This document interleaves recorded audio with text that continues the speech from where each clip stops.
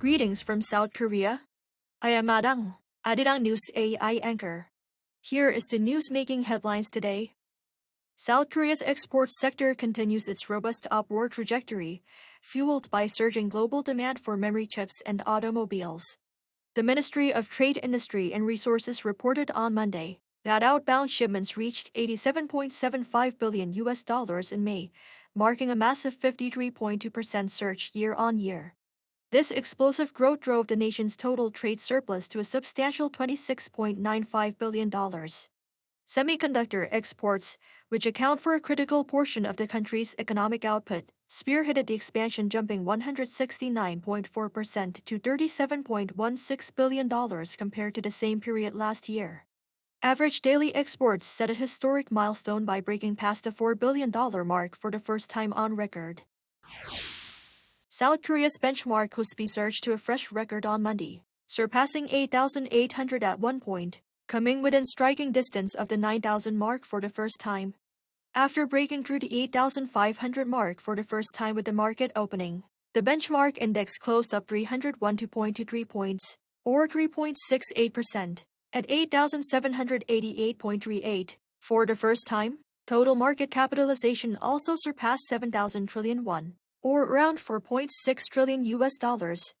Powered by the rally, Samsung's market capitalization also stood at 2,025.7 trillion won, marking the first time a single Korean company has exceeded the 2 quadrillion won threshold. Seoul and African countries are discussing ways to strengthen economic cooperation and jointly respond to global challenges based on growing solidarity. That's according to Foreign Minister Choi speaking at the first Korea-Africa Foreign Ministers meeting, which runs for 3 days. Citing uncertainties in supply chains, energy and food security, and the ongoing Middle East situation, Cho said he hopes the meeting will help build a partnership that together grows response to crises and shapes the future. Amid speculation that Chinese President Xi Jinping may visit North Korea, a large structure believed to be a review stand is being installed in Pyongyang's Kim Il-sung Square. According to the NK News on Monday, footage taken by Singaporean Foreign Minister during his recent visit to the regime showed a large screened-off structure and a mobile crane positioned in front of the square. NK News said the site is the same spot where a temporary stone review stand was installed for Russian President Vladimir Putin's visit to Pyongyang in 2024, hinting at Xi's possible visit to the regime as early as this month. Satellite imagery also showed space being cleared to accommodate multiple large aircraft around Pyongyang's Sunan International Airport.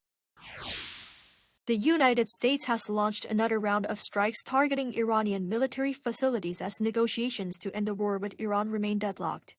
In a post on X on Monday, U.S. Central Command said it had carried out self-defense strikes over the weekend on Iranian radar and drone command and control sites. It said the strikes were a measured and deliberate response to aggressive Iranian actions. Iran responded to the latest U.S. strikes by immediately declaring retaliation. The RGC said that, in response to a recent U.S. military attack on telecommunications towers in southern Iran, it specifically targeted the airbase from which American forces allegedly launched the attack. The target is believed to have been a U.S. airbase in Kuwait. That is all from me today. Thank you for watching.